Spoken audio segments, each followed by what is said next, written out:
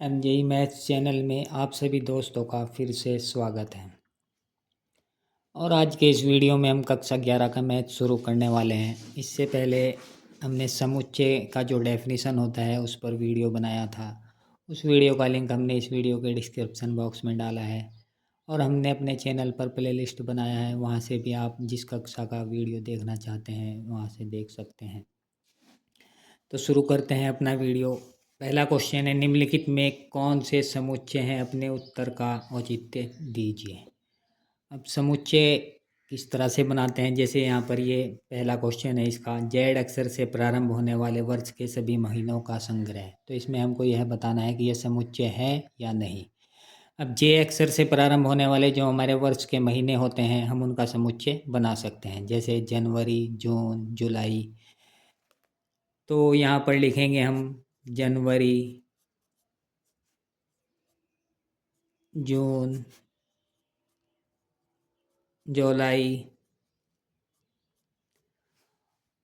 और यहाँ पर लिखना है हमको कि ये समुच्चय है। हमको सिर्फ इसमें ये बताना था कि ये समुच्चय है या नहीं, तो यहाँ पर लिखेंगे समुच्चय है। अब दूसरा है, भारत के 10 सबसे अधिक प्रतिभाशाली लेखकों का संग्रह। अब भारत के सबसे अधिक 10 प्रतिभाशाली लेखकों का संग्रह हम नहीं बना सकते क्योंकि वो बदलते रहते हैं। तो इसमें लिखेंगे यहाँ पर समुच्चय नहीं है, इसका समुच्चय नहीं बनाया जा सकता। समुच्चय नहीं है।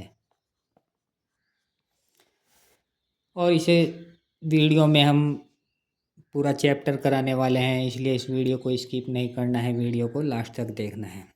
अब थर्ड है, विश्व के सर्वश्रेष्ठ 11 बल्लेबाजों का संग्रह। तो विश्व के सर्वश्रेष्ठ 11 बल्लेबाजों का संग्रह भी हम नहीं बना सकते क्योंकि वो भी बदलते रहते हैं। तो यहाँ पर भी लिखेंगे समुच्चय नहीं है।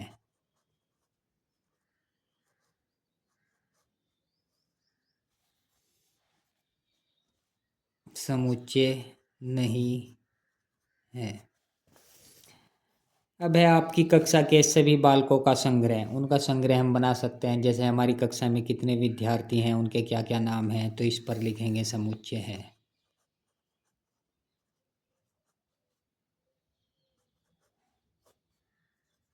समुच्चय है। अब है नेक्स्ट, 100 से कम सभी प्राकृत संख्याओं का संग्रह। अब 100 से कम जो प्राकृत संख्याएं हमारी होती हैं, जिनको हम नेचुरल नंबर्स कहते हैं, वो हमारे 1 से स्टार्ट होते हैं। तो 100 से कम बनाना है, 1 से 99 तक उनका हम संग्रह बना सकते हैं, जैसे 1, 2, 3, 4 और फिर डैश डैश करके ऐसे 99 लास्ट में लिख सकते हैं। और समुच्चय को हमेशा हम क्या लिखते हैं, रोस्टर रूप में ऐसे लिखते हैं कि ये मझला ब्रैकेट होता है जो ये लगाते हैं दोनों साइड से। और किसी भी अंक को इसमें ये याद रखना पड़ता है कि किसी भी अंक को हम रिपीट नहीं करते हैं, एक डिजिट को सिर्फ एक बार ही लिखते हैं। किसी भी वस्तुओं का हो या अवयव का हो या तत्व का हो तो उनको हम रिपीट नहीं करेंगे, जैसे आगे अगले क्वेश्चन में मैं आपको बताने वाला हूँ। तो ये यहाँ पर हमारा क्या है, समुच्चय है।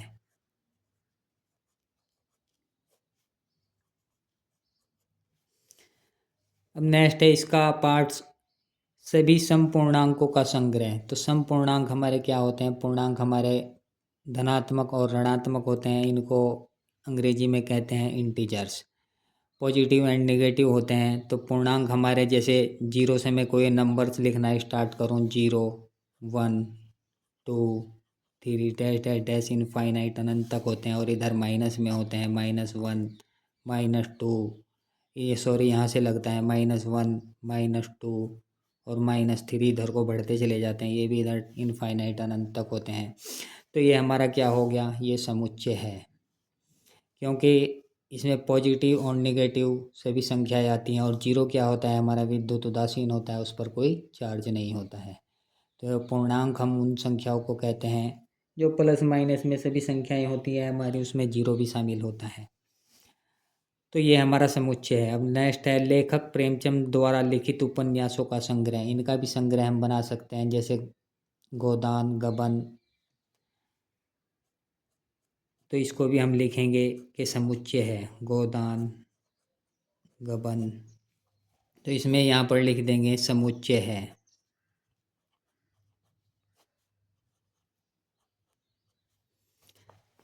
अब नेक्स्ट है इस अध्याय में आने वाले प्रश्नों का संग्रह, तो उनका भी संग्रह हम बना सकते हैं। इसमें भी लिख देंगे कि समुच्चय है, क्योंकि इस अध्याय में हमारे जितने प्रश्न आएंगे उनको हम लिख सकते हैं कि इस टाइप के क्वेश्चन है। फिर है विश्व के सबसे अधिक खतरनाक जानवरों का संग्रह, तो लेकिन इनका हम संग्रह नहीं बना सकते, क्योंकि खतरनाक जानवर हमको नहीं मालूम है किस किस टाइप के और कहाँ तक हैं। क्योंकि अगर किसी एक देश की बात होती तो हम बता भी सकते थे, तो यहाँ पर वर्ल्ड की बात की गई है, पूरे विश्व की, तो इनका संग्रह हम नहीं बना सकते। तो यहाँ पर लिखेंगे कि ये समुच्चय नहीं है। ये वीडियो काफ़ी बड़ा होने वाला है, इसलिए इस वीडियो को आपको लास्ट तक देखना है। इसमें हम ये पूरा चैप्टर कराने वाले हैं।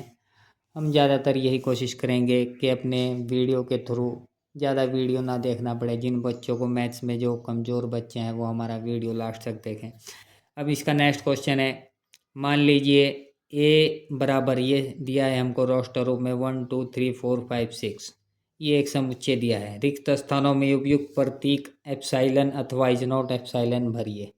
तो इसमें हमको यह बताना है कि नीचे जो इसके पार्ट्स दिए गए हैं ये इसके अवयव हैं या नहीं। ये जैसे एक समुच्चय दिया गया है, इसके अवयव इसके तत्व ये हैं 1 2 3 4 5 6। तो इसमें एप्सिलॉन ए अगर कोई किसी समुच्चय का अवयव होता है तो फिर लिखते हैं एप्सिलॉन ए, अगर इसका अवयव या तत्व नहीं होता है तो फिर लिखते हैं इज नॉट एप्सिलॉन ए। तो इसके ऊपर फिर लाइन खींच देते हैं एप्सिलॉन के। तो जैसे यहाँ पर ये इसका पहला पार्ट है, तो ये 5 है, ये इसमें ये बताना है ये समुच्चय ए में है या नहीं। तो 5 हमारा 1 2 3 4 5 है इसमें, तो यहाँ पर लिखेंगे एप्सिलॉन ए, एप्सिलॉन। और दूसरा है 8, ये भी क्या समुच्चय ए में है, तो 8 हमारा इस समुच्चय में नहीं है, तो यहाँ पर लिखेंगे इज नॉट एप्सिलॉन। एप्सिलॉन बनाते हैं और उसके ऊपर ऐसे लाइन खींच देते हैं। फिर है हमारा इसके बाद 0, इसमें 0 भी नहीं है इस समुच्चय में हमारा, तो यहाँ पर भी इज नॉट एप्सिलॉन, ये ऐसे लाइन खींच देंगे एप्सिलॉन के ऊपर। फिर है इसका फोर्थ, इसमें फोर्थ है इस समुच्चय में, तो ये भी हो गया हमारा एप्सिलॉन, यानी कि ए है जो 4 है वो समुच्चय ए का अवयव है। अब है 2 भी है इसमें समुच्चय ए में, तो यहाँ पर भी आएगा एप्सिलॉन। लेकिन 10 इस समुच्चय ए में नहीं है, तो यहाँ पर लिखेंगे इज नॉट एप्सिलॉन। अब नेक्स्ट क्वेश्चन इम्पोर्टेंट है, इस टाइप से एक क्वेश्चन एग्जाम में भी आता है कि निम्नलिखित समुच्चयों को रोस्टर रूप में लिखिए। तो रोस्टर रूप में लिखने के लिए हम क्या करते हैं, मझले ब्रैकेट के अंदर लिखते हैं। जैसे यहाँ पर ये हमको दिया गया है पहला क्वेश्चन, ए बराबर एक्स, और ये होता है हमारा कॉलन का चिन्ह होता है x, x x colon x एक पूर्णांक है, और -3 का जो वैल्यू है वो हमारा क्या है, एक्स से छोटा है और √7 से छोटा है। -3 से तो बड़ा है और √7 से छोटा है। तो इसका पूर्णांक, इसका समुच्चय बनाना है हमको। सॉरी, समुच्चय नहीं बनाना है, समुच्चय को रोस्टर रूप में लिखना है। निम्नलिखित समुच्चय को रोस्टर रूप में लिखे। तो रोस्टर रूप में हम किस तरह लिखते हैं, मझले ब्रैकेट लगाएंगे और जो यहाँ पर दिया गया है उसके अकॉर्डिंग हमको लिखना होता है। जैसे मैं यहाँ पर इसको ऐसे लिखूँगा, ए बराबर, ये लगाएंगे पहले मझला ब्रैकेट। अब एक्स का जो मान है हमारा वो यहाँ पर ये दिया है कि -3 से तो बड़ा है और 7 से छोटा है। तो -3 से बड़ा हमारा क्या होगा, ये भी हमको मालूम होना चाहिए। -3 से बड़ा हमारा होता है -2, फिर होता है -1, फिर 0, फिर आएगा 1 2 3 4 5 6। क्या दिया है, 7 से छोटा दिया है, तो 7 को नहीं लिखना है। और ये इस तरह से मझले ब्रैकेट को बंद कर देंगे। लेकिन जो इसका आंसर दिया है, आंसर उसमें बुक में वो गलत दिया है। उसमें दिया है कि -3 भी लिखा हुआ है और 7 भी लिखा हुआ है। -3 और 7 को हम तब लिखते हैं जब हमारा इसके जो ये दिया है लेस देन का साइन, कि -3 छोटा है एक्स से, एक्स का मान सॉरी -3 से बड़ा है, एक्स का मान बड़ा है -3 से, तो उसके नीचे फिर ऐसे एक लाइन खींची होती है और यहाँ पर भी लाइन खींची होती है। अगर हम -3 को लिखना होता कि एक्स का मान है जो -3 के बराबर भी है और -3 से बड़ा भी है। इसी तरह यहाँ पर होता कि 7 से छोटा भी है और 7 के बराबर भी है। अगर यहाँ पर इसके नीचे एक लाइन खींची हुई होती है जो बराबर जिस तरह लगाते हैं इक्वल लगाते हैं। अब इसका नेक्स्ट पार्ट है बी बराबर ये दिया है x कॉलन x, x संख्या 6 से कम एक प्राकृत संख्या है। अब 6 से कम जो हमारी प्राकृत संख्याएं हैं वो लिखनी है हमको रोस्टर के रूप में। तो रोस्टर के रूप में सीधा ऐसे लिखते हैं, यहाँ पर जैसे b समुच्चय दिया है तो b इज इक्वल टू लिखेंगे, ये मझला ब्रैकेट लगाएंगे, और x का जो मान है वो हमारा कहाँ से कहाँ तक दिया है, 6 से कम है। तो 6 से कम एक प्राकृतिक संख्या है, तो प्राकृतिक संख्या हमारी जितनी है 6 से कम वो लिखनी है यहाँ पर। तो जैसे प्राकृत संख्या हमारी 1 से स्टार्ट होती हैं तो 1 2 3 4 5, और 6 से कम दिया है तो 6 को नहीं लिखना है। अब नेक्स्ट है c बराबर x कॉलन x, 2 अंकों की एक ऐसी प्राकृत संख्या है जिसके अंकों का योगफल 8 है। अब 2 अंकों की हमको वह सभी संख्याएं लिखनी है यहाँ पर रोस्टर रूप में जिनका अंकों का योगफल हमारा क्या हो, 8 हो। जैसे रोस्टर रूप इसका हो जाएगा c बराबर ऐसे ही लिखेंगे और ये मझले ब्रैकेट के अंदर लिखेंगे। तो 2 अंकों की पहली संख्या हम जैसे 1 और 7 को लेते हैं, 1 और 7 को लेंगे तो 1 और 7 8, पहली संख्या हमारी ये हो गई। दूसरी इसकी उल्टी होगी 7 1। फिर इसी तरह से अगर हम 2 और 6 को लेते हैं तो 2 और 6 भी 8 होगा, और इसका उल्टा 6 और 2 भी 8 होगा। तो जितनी संख्याएं हैं वो सभी लिखनी है यहाँ पर। तो अब लेते हैं 5 और 3 को, 5 और 3 8, और 3 और 5 भी 8। तो 53 और 35 ये भी हमारी इसी रोस्टर में आएगी। अब आएगा हमारा 4 और 4, 4 और 4 8, इसको पलट कर लिखें फिर भी यही रहेगा, लेकिन हमको रिपीट नहीं करना है, 44 एक बार ही लिखना है। अब लिखेंगे जैसे ये हो गया, अब इसके बाद होगा हमारा कितनी संख्याएं हो गई है, यही इतनी ही होंगी, 1 2 3 4 5 6 7,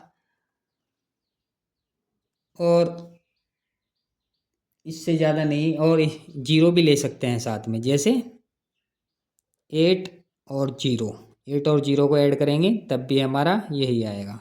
तो इसको रोस्टर को बंद कर देंगे। तो जितनी संख्याएं थी 2 अंकों से बन सकती थी वो हमने लिख दिया है रोस्टर रूप में, उनका योगफल दिया है। अब इसी तरह से ये नेक्स्ट क्वेश्चन है, इसका जो पार्ट्स है इसमें भी ऐसे ही करना है। जैसे d equal to x colon x एक अभाज्य संख्या है जो संख्या 60 की भाजक है। संख्या 60 की भाजक है जो वो लिखनी है यहाँ पर हमको। अब 60 की भाजक है यानी कि जो 60 को डिवाइड करते हैं पूरा पूरा, वो संख्याएं लिखनी है। और लिखनी कौन सी है, x का मान क्या है हमारा, एक अभाज्य संख्या है, प्राइम नंबर है, तो अभाज्य संख्याएं लिखनी है जो 60 को भाग कर सकें। तो इसको कॉलन रूप में ऐसे लिखेंगे, यहाँ पर d समुच्चय दिया है रोस्टर रूप में, सॉरी, तो रोस्टर लगाएंगे। तो हमारा अभाज्य संख्या हमारी कहाँ से स्टार्ट होती है, 2 से स्टार्ट होती है। तो 2 पहला नंबर हो गया, फिर 3 भी इसको डिवाइड कर पाएगा वो भी लिखेंगे, और फिर आता है 6, लेकिन 6 हमारा क्या होगा, प्राइम नंबर नहीं होगा, इसलिए उसको नहीं लिखेंगे। 2 3 और फिर होगा हमारा प्राइम नंबर 5 से भी ये डिवाइड हो जाएगा। तो यही हमारी अभाज्य संख्याएं होंगी जिनसे ये पूरा पूरा विभाजित होगा 60। बाकी नंबर तो हैं लेकिन वो हमारे अभाज्य संख्याएं नहीं हैं, इसलिए उनको नहीं लिखना है। तो अब नेक्स्ट पार्ट है इसका, जैसे इसको लिखना है रोस्टर रूप में, ट्रिग्नोमेट्री शब्द के सभी अक्षरों का समुच्चय। अब ट्रिग्नोमेट्री है और ई समुच्चय दिया है, तो ई इक्वल टू लिखेंगे यहाँ पर, इसका रोस्टर रूप ये हो जाएगा, रोस्टर के रूप में मझला ब्रैकेट लगाएंगे। जैसे ट्रिग्नोमेट्री है इसके सभी शब्द लिखने हैं हमको, टी, फिर लिखेंगे आर, फिर आई के बाद जी, ओ, फिर एन, और कॉमा लगाते रहेंगे। एन के बाद फिर से हमारा ओ रिपीट हो रहा है तो ओ को नहीं लिखना है, रिपीट करके नहीं लिखते हैं रोस्टर रूप में, ओ नहीं लिखेंगे, एम लिखेंगे। एम के बाद फिर से टी हमारा रिपीट हो रहा है, इसको भी नहीं लिखेंगे। आर हमने पहले ही लिख चुके हैं, आर भी, ये भी रिपीट हो रहा है, अब वाई लिखेंगे। तो रिपीट करके नहीं लिखना है रोस्टर रूप में, ये इसको ध्यान रखना पड़ता है। अब जैसे नेक्स्ट है इसका एफ बराबर बी, बेटर शब्द के सभी अक्षरों का समुच्चय, बेटर शब्द के सभी अक्षरों का समुच्चय, इसमें भी ऐसे ही लिखना है इसको रोस्टर रूप में। तो समुच्चय यहाँ पर कुछ भी हो सकता है, कैपिटल अक्षर ABCD का दिया हुआ होता है, तो यहाँ पर एफ दिया गया है समुच्चय, तो इसका रोस्टर रूप एफ इक्वल टू हो जाएगा हमारा एफ बराबर, यहाँ से रोस्टर रूप में बी लिखेंगे पहले, फिर कॉमा लगाएंगे, ए लिखेंगे, फिर उसके बाद टी, लेकिन टी हमारा रिपीट हो रहा है तो एक ही लिखना है। फिर ई फिर से रिपीट हो रहा है, इसको भी नहीं लिखना है, अब आर लिखेंगे, BETR। तो रिपीट नहीं करना है रोस्टर रूप में। अब है नेक्स्ट, निम्नलिखित समुच्चयों को, नेक्स्ट क्वेश्चन है हमारा, निम्नलिखित समुच्चयों को समुच्चय निर्माण रूप में व्यक्त कीजिए। अब इनका समुच्चय निर्माण रूप बनाना है हमको। पहले तक हमने रोस्टर रूप में लिखा था, अब इसका उल्टा है, इसको रोस्टर रूप दिया गया है और इसका समुच्चय निर्माण रूप बनाना है। तो समुच्चय निर्माण रूप ऐसे बनाते हैं, जैसे यहाँ पर ये हमको वैल्यू दिया गया है 3, 6, 9, 12। तो इसका समुच्चय निर्माण रूप बनाने के लिए हम क्या करेंगे कि हमको पहले देखना है कि ये किसकी गुणज है और किस तरह से दिया गया है, तभी हम इनका समुच्चय बना सकते हैं। ये थोड़ा सा डिफ़िकल्ट पड़ता है, तो इसको बनाना भी इतना मुश्किल नहीं है, करते हैं। जैसे यहाँ पर ये दिया गया है 3, 6, 9, 12।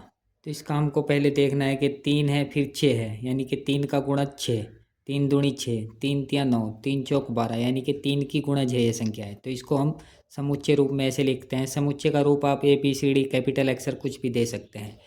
जैसे मैं यहाँ पर लिख देता हूँ A = तो समुच्चय में भी ऐसे ही लिखते हैं, पहले ये लगाते हैं मझला ब्रैकेट, और फिर जो समुच्चय के जो हमारे तत्व होते हैं, अवयव होते हैं, उनको हमेशा हम अंग्रेजी के छोटे अक्षर से प्रेजेंट करते हैं। तो अंग्रेजी के छोटे अक्षर हम इसमें यहाँ पर XYZ कुछ भी ले सकते हैं, तो मैं यहाँ पर X ले लेता हूँ, स्मॉल x, और फिर कॉलन लगाते हैं, ये एक डॉट ऊपर एक नीचे, और फिर दोबारा से X लिखते हैं, X:X, और फिर लिखते हैं ये जो हमारा x का मान है वो किसके इक्वल है। यहाँ पर x का मान हमारा किसके इक्वल है, यानी कि 3 की गुणज है संख्या है, तो 3 की गुणज ऐसे लिखेंगे 3 × n, यानी n का मान हम यहाँ पर अगर 1 रखते हैं तो आएगा हमारा 3, n का मान अगर हम यहाँ पर 2 लिखते हैं तो आएगा 6, n का मान अगर यहाँ पर हम 3 लिखते हैं तो आएगा 9, n का मान अगर हम यहाँ पर 4 लिखेंगे तो आएगा 3 चौक 12। तो x:x और x का जो वैल्यू है वो बराबर है 3n के, और लिखेंगे इसको ऐसे, इसको प्रेजेंट भी करना है कि आप जो x का मान है, n का मान, अब यहाँ पर x का तो हमने कर दिया 3n के इक्वल है, अब n का मान हमको दिखाना है कि कहाँ से कहाँ तक है। n का वैल्यू हमारा क्या है, पहले हमने n बराबर 1 लिया और फिर लास्ट में 4 लिया है, तो n का वैल्यू हमारा n लिखेंगे और इधर साइड में 1 लिखेंगे। तो 1 है जो 1 से स्टार्ट हुआ है, n का मान 1 के बराबर भी है और 1 से बड़ा भी है। तो ऐसे करेंगे, n का मान बड़ा है और बराबर है 1 के, और फिर लास्ट में कहाँ तक है, 4 तक है, तो 4 लिखेंगे इधर, और 4 से क्या है हमारा n का मान, n का मान हमारा 4 से बड़ा है, n का मान 4 के बराबर भी होगा और 4 से छोटा भी होगा, 4 से ऊपर नहीं होगा। तो छोटा करने के लिए यहाँ पर इस तरह करेंगे कि n का मान बड़ा है 4 से और 4 के बराबर भी है। तो ये लेस देन और ग्रेटर देन, इसमें ध्यान रखना है कि किस तरह से लगाते हैं। जैसे n का मान हमारा क्या है, 1 से स्टार्ट हुआ है, तो n का मान हमारा 1 के बराबर भी है और 1 से बड़ा भी है। और फिर दूसरी साइड में जहाँ तक लिखना है, जैसे n का मान हमारा 4 लिया है हमने लास्ट, तो 4 के बराबर भी रहेगा और 4 से छोटा भी रहेगा, n का मान बड़ा रहेगा, और यहाँ पर भी n का मान इससे क्या होगा, बड़ा होगा। तो n बड़ा है, दोनों का मुँह n की तरफ कर देंगे, n का मान बड़ा है 1 से भी और 4 से भी, n का मान बड़ा होगा।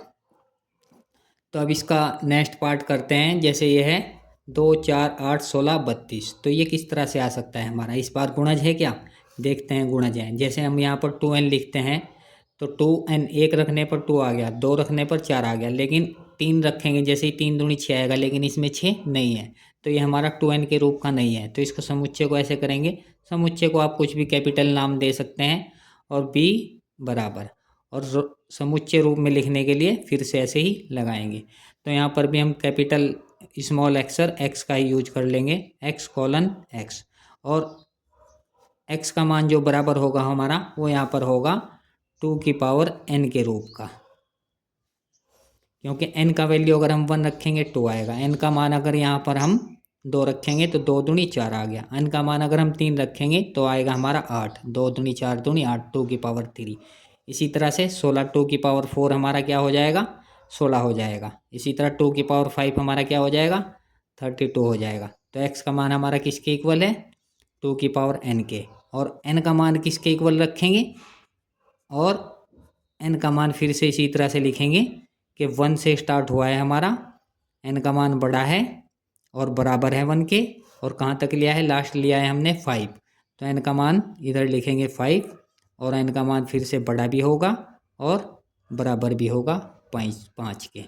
5 से बड़ा नहीं होगा क्योंकि 5 से छोटा है। इसका मतलब ये जिधर को बड़ा होता है उधर लिखते हैं। तो n का मान बड़ा है लेकिन 5 से छोटा है। 5 से छोटा भी है और बराबर भी है। 5 से बड़ा नहीं करना है। अगर हम इधर को कर देंगे तो फिर 5 से बड़ा भी हो जाएगा। तो ये इसमें लेस देन और ग्रेटर देन का ध्यान रखना है।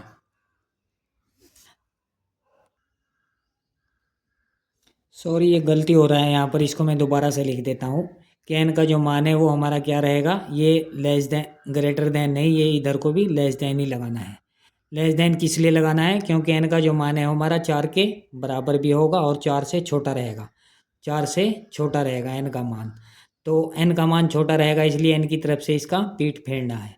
लेस देन छोटा रहेगा 4 से। इसी तरह से इसमें होगा कि n का जो मान है हमारा वो 5 के बराबर भी होगा और 5 से छोटा रहना है, यानी कि 5 बड़ा है। n का मान है जो 5 से छोटा भी रहना है और बराबर भी रहना है। छोटा रहने के लिए इधर ही रहेगा। साइन दोनों के इसी तरह से करने हैं। तो इस साइन में जब मुझको भी कन्फ्यूजन हो रहा है तो बच्चों को क्यों नहीं होगा। तो इसका ध्यान रखना है कि किस तरह से लगाना है। अगले क्वेश्चन में फिर से क्लियर करता हूँ कि इसका साइन कैसे लगाते हैं। जैसे ये है हमारा 525, 125 और 625। ये भी हमको किस रूप में दिया है, इसको अगर हम समुच्चय रूप में लिखेंगे तो c इक्वल टू कोई भी नाम दे सकते हैं और इसको समुच्चय रूप बनाने के लिए फिर से ये लगाएंगे और छोटे अक्षर x कोलन x लिखेंगे। और यहाँ पर जैसे हमको ये क्या दिया है, 5 का स्क्वायर दिया है। जैसे 5 5 एकम 5, 5 5 25 और फिर ये फिर से वही है हमारा 5 की पावर n के रूप का है। तो x इक्वल टू 5 की पावर n, यानी 5 n का वैल्यू अगर हम यहाँ पर 1 रखेंगे तो 5 आया, 2 रखा तो 25 आया। n का वैल्यू अगर 3 रखेंगे 5 की पावर 3 हो जाएगा, 5 5 25, 5 125। और फिर n का वैल्यू अगर हम यहाँ पर 4 रखेंगे तो आएगा हमारा 625, 5 5 25, 5 125 और 125 5 625। तो n का वैल्यू यहाँ पर 1 2 3 4 तक है। तो और इसको लिखेंगे यहाँ पर n का जो वैल्यू है वो हमारा 1 से स्टार्ट हो रहा है, 1 की इक्वल भी है और 1 से बड़ा भी है और n लिखा। और n का वैल्यू है जो वो हमारा कहाँ तक है, 4 तक है। 4 के इक्वल भी है और 4 से छोटा भी है, 4 से बड़ा नहीं है। 4 के इक्वल भी है और 4 से छोटा भी है n का वैल्यू। तो साइन दोनों साइड में इधर से ही रहेगा। तो अब इसका नेक्स्ट करते हैं। जैसे यहाँ पर ये दिया है 2 4 6 और डैश डैश डैश, ये क्या होती है, हमारी प्राकृत संख्याएं होती हैं। ये है हमारी प्राकृत संख्याएं, सम प्राकृत संख्याएं हैं। तो इसको रोस्टर रूप में, सॉरी समुच्चय रूप में ऐसे लिखेंगे, d equal to x colon x बराबर x का जो मान है हमारा वो कहाँ से स्टार्ट हो रहा है, सम प्राकृत संख्याएं हैं। तो n का x का वैल्यू हमारा यहाँ पर क्या होगा, तो इसको लिखेंगे हम यहाँ पर x एक सम प्राकृत संख्या है। एक सम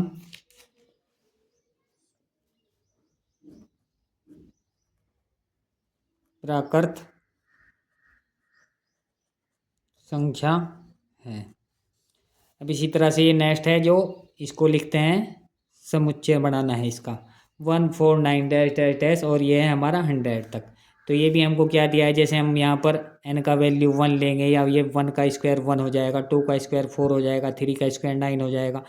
इसी तरह 3 के बाद 4 है, 4 का स्क्वायर 16 और फिर 10 का स्क्वायर दिया है हमें यहाँ पर लास्ट में 100। तो ये क्या है, n स्क्वायर के रूप का है।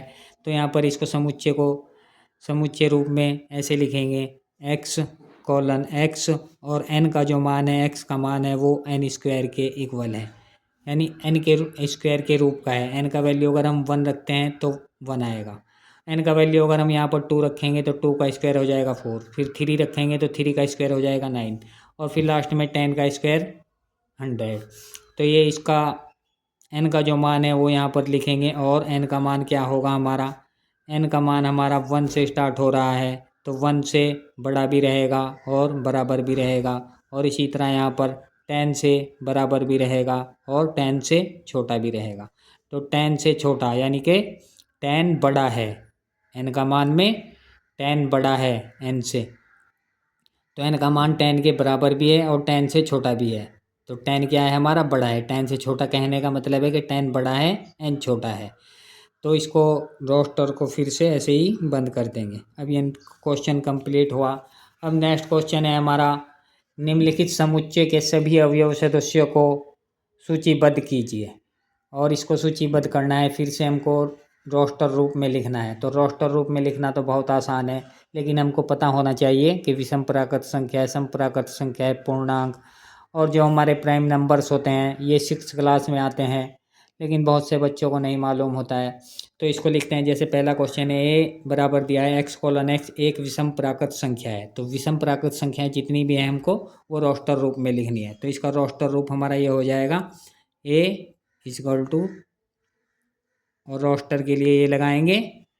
तो विषम प्राकृत संख्या लिखनी है हम यहाँ पर हमको सभी। तो विषम प्राकृत संख्या हमारी क्या होंगी, 1 3 5 7 और 9 नहीं आएगा इसमें, विषम प्राकृत संख्याएं। तो विषम में तो 9 आएगा, नहीं आएगा। तो जब टू का इसमें गैप है तो 9 भी आएगा। और लास्ट सभी लिखनी है, आप सिर्फ 1 3 5 लिखें और डॉट डॉट लगा दें ये।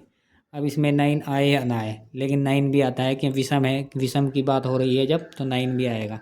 1 3 5 7 9 11 13 तो जितने हैं सब आएंगे, क्योंकि प्राइम नंबर्स नहीं पूछ रहा है, विषम संख्याएं पूछ रहा है। और विषम संख्याओं में हमारी सभी संख्याएं आती हैं जो 2 से डिवाइड नहीं होती हैं, विषम प्राकृत संख्याएं।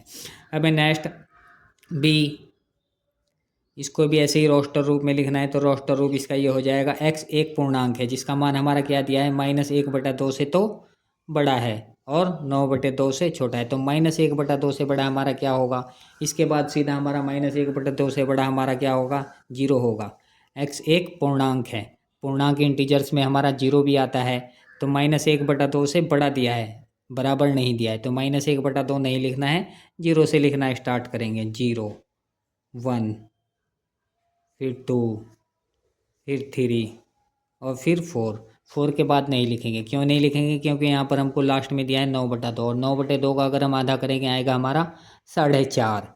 तो 4.5 से छोटा छोटा लिखना है, 9/2 तक ही दिया है इसमें कि 9/2 से छोटा है, इससे बड़ा नहीं है। 9/2 से छोटा है x का मान। तो 0 1 2 3 4 यहाँ तक ही लिखेंगे।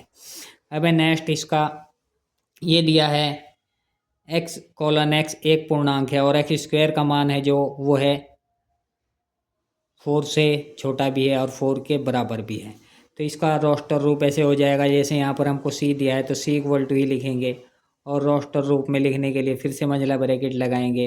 और x का मान हमारा यहाँ कहाँ तक दिया है, x² का मान हमारा 4 दिया है, यानी कि x का मान अगर हम यहाँ पर 1 लेते हैं तो आएगा हमारा 1 का स्क्वायर 1, 2 का स्क्वायर आएगा 4, इससे ज़्यादा नहीं होगा। 3 लेंगे तो 4 से ज़्यादा हो जाएगा। तो 1 और 2 लिखेंगे सिर्फ रोस्टर रूप में। सॉरी, ये भी मैं गलत बोल गया, क्योंकि जो x² का मान है वो हम यहाँ पर 4 आना चाहिए। माइनस के संख्या का स्क्वायर करके आए चाहे प्लस की संख्या का स्क्वायर करके आए, तो क्योंकि x हमारा क्या है, पूर्णांक है। और पूर्णांक में हमारे प्लस माइनस पॉजिटिव और नेगेटिव, धनात्मक और ऋणात्मक सभी संख्याएं आती हैं, इसलिए वो सभी लिखनी है हमें यहाँ पर। जैसे हम यहाँ पर अगर x का मान हमको 4 के इक्वल भी दिया है और 4 से छोटा भी दिया है, तो यहाँ पर हम वह सभी संख्याएं लिखेंगे। जैसे -2 का अगर हम स्क्वायर करेंगे तो फिर से क्या आएगा हमारा, x की जगह अगर हम -2 रखें उसका स्क्वायर करें तो आएगा हमारा 4 के इक्वल आएगा। फिर अगर -1 करें तो वो क्या करेंगे, -1 का स्क्वायर हमारा 1 आएगा, वो भी हमारा 4 से छोटा होगा, वो भी लिखेंगे। फिर अगर हम 0 का स्क्वायर करेंगे तो वो भी हमारा क्या होगा, 4 से छोटा आएगा, वो भी लिखेंगे। फिर 1 का स्क्वायर करेंगे 1 आएगा, फिर 2 का स्क्वायर करेंगे 4 आएगा। तो यहाँ तक लिखना है -2 -1 0 1 2। तो इसमें यह ध्यान रखना है, जैसे मैं यहाँ पर बार बार गड़बड़ कर रहा हूँ कि मैं भी भूल जाता हूँ, लेकिन भूलना नहीं है आपको। तब नेक्स्ट है, इसका नेक्स्ट पार्ट है वो करते हैं। और नेक्स्ट पार्ट ये है, डी इक्वल टू दिया है हमको, ये एक समुच्चय दिया है x:x, लोयन शब्द का एक अक्षर है।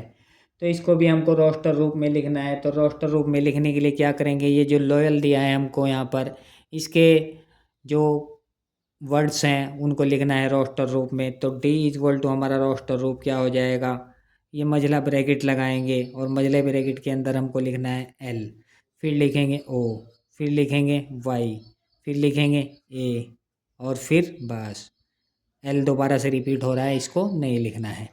तो अब इसका नेक्स्ट पार्ट करते हैं। और नेक्स्ट पार्ट है x:x। ये ई समुच्चय दिया है, एक वर्ष का एक ऐसा महीना है जिसमें 31 दिन नहीं होते हैं। तो 31 दिन जिन महीनों में नहीं होते हैं उनको हमको रोस्टर रूप में लिखना है। तो हमारा पहला महीना होता है फरवरी, फिर होता है अप्रैल, फिर जून, सितंबर, नवंबर। ये हमारे ऐसे महीने होते हैं जिनमें 30 दिन होते हैं। 31 दिन वाले महीने नहीं लिखने हैं। तो रोस्टर रूप में लिख देंगे इसको ई बराबर, और ये लगाएंगे रोस्टर के लिए मझला ब्रैकेट, और यहाँ पर लिखेंगे उन सभी महीनों के नाम जो हमारे 30 दिन के हैं और 28 दिन के हैं। तो पहला हो गया फरवरी, फिर हो गया हमारा अप्रैल, और अप्रैल के बाद हमारा होगा जून, फिर होगा सितंबर, सितंबर, और फिर नवंबर। बाकी सब महीने हमारे 31 दिन के होते हैं। और यहाँ पर इसको हम मझला ब्रैकेट को बंद कर देंगे। अब इसका नेक्स्ट पार्ट है F= समुच्चय दिया है x:x। अंग्रेजी वर्णमाला का एक व्यंजन है जो के से पहले आता है। अब जितने व्यंजन हैं हमको वो यहाँ पर लिखने हैं। व्यंजन और स्वर का मालूम होना चाहिए। स्वर क्या होते हैं हमारे A, E, I, O, U, वो हमारे स्वर होते हैं जिनको हम वोवेल्स कहते हैं। उनको छोड़कर हमको यहाँ पर सभी लिखने हैं अंग्रेजी वर्णमाला के व्यंजन। बाकी सब व्यंजन होते हैं वोवेल्स को छोड़कर, तो वो लिखने हैं। तो F दिया है तो F= लिखेंगे यहाँ पर, और ये लगाएंगे मझला ब्रैकेट, और फिर से हमको क्या लिखना है, ए नहीं लिखना है, क्योंकि ए होता है हमारा, ए वोवेल्स होता है, उसको नहीं लिखेंगे। ए के बाद बी आता है तो बी से स्टार्ट करेंगे, और जो अंग्रेजी वर्णमाला के छोटे अक्षर होते हैं उनसे ही लिखा जाता है इसके अवयव सभी। क्यों, जब भी हम रोस्टर रूप में लिखेंगे तो सिर्फ छोटे अक्षर का इस्तेमाल करेंगे, बड़े अक्षर का नहीं करेंगे, क्योंकि बड़े अक्षर का इस्तेमाल हमेशा समुच्चय के लिए होता है। जैसे मैं यहाँ पर बाहर लिखा है समुच्चय है ये एफ हमारा यहाँ पर क्या है, समुच्चय है। तो बी कॉमा हो गया आएगा सी, फिर आएगा डी, ई नहीं आएगा, और ई के बाद आएगा हमारा एफ, एफ के बाद आएगा जी, एच, और फिर आई नहीं आएगा। आई क्या है हमारा, वोवेल्स है, वो स्वर है।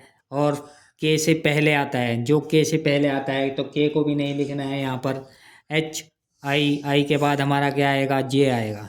आई हमने को इसमें नहीं लिखना है क्योंकि वो हमारा क्या है, वोवेल्स है, स्वर है। अब इसको रोस्टर को बंद कर देंगे। अब इसका लास्ट क्वेश्चन बचा है इस एक्सरसाइज का। मैं यही कोशिश कर रहा था कि इसी एक ही वीडियो में पूरा एक्सरसाइज करा दूँ। वैसे इतना बड़ा वीडियो लोग देखेंगे तो नहीं, लेकिन फिर भी मैं यही कोशिश करूँगा क्योंकि मुझको सिर्फ कमाई करने के लिए नई वीडियो बनाना है। मैं सोचता हूँ कि एक ही वीडियो से सभी बच्चे सब कुछ सीख जाएं। तो यह जैसे पहले लास्ट क्वेश्चन है, सही मिलान कीजिए। और एक साइड में हमको दिया है रोस्टर रूप और दूसरी साइड में दिया है समुच्चय।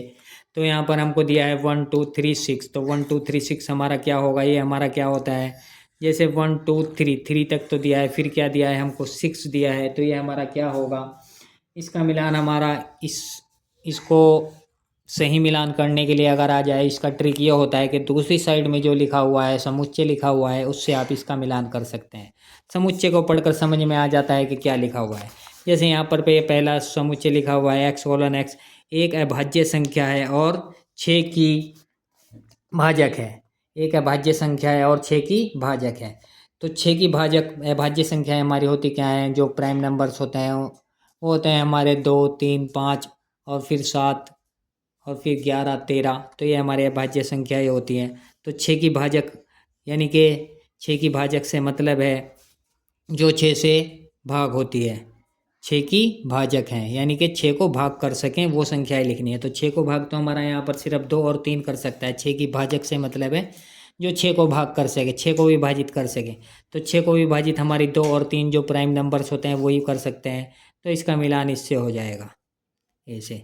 फिर है हमारा x:x संख्या 10 से कम एक विषम प्राकृत संख्या है। तो 10 से कम हमारी विषम प्राकृत संख्याएं हैं जो, वो देखते हैं यहाँ पर इधर कहीं लिखी हुई होंगी। तो विषम प्राकृत संख्याएं हमारी ये लिखी हुई हैं यहाँ पर, यह 1 3 5 7 9, ये हमारी विषम प्राकृत संख्या है। और इसका मिलान हम ऑप्शन बी से कर देंगे, इसको ऑप्शन बी से मिलाएंगे। और ये फिर है थर्ड, x:x एक प्राकृत संख्या है और 6 की भाजक है। तो फिर से हमारा यहाँ पर यही दिया है कि 6 की भाजक है। तो 6 की भाजक करने के लिए हम क्या करेंगे, तो 6 की भाजक हमारी क्या दिया है, इस बार प्राकृत संख्याएं दिया है। पहले क्या था, विषम प्राकृत था, इस बार प्राकृत संख्या है। तो प्राकृत संख्या में हमारी सभी आएंगे 1 2 3 4 5 6, और 6 को जो विभाजित कर सके 1 से भी हो जाएगा, 2 से भी, 3 से भी, 6 से भी। तो इसका मिलान इससे हो जाएगा ऑप्शन ए से। अब इसी तरह से इसका नेक्स्ट पार्ट है x:x मैथमेटिक्स शब्द का एक अक्षर है। तो मैथमेटिक्स शब्द का एक अक्षर जो यहाँ पर लिखे हुए हैं, ये लिखे हुए हैं, तो इसका मिलान हमारा इससे हो जाएगा ऑप्शन डी से। तो शुक्रिया दोस्तों, वीडियो अच्छा लगा है तो वीडियो को लाइक कमेंट शेयर जरूर करना है। मिलते हैं नेक्स्ट वीडियो में, बाय बाय।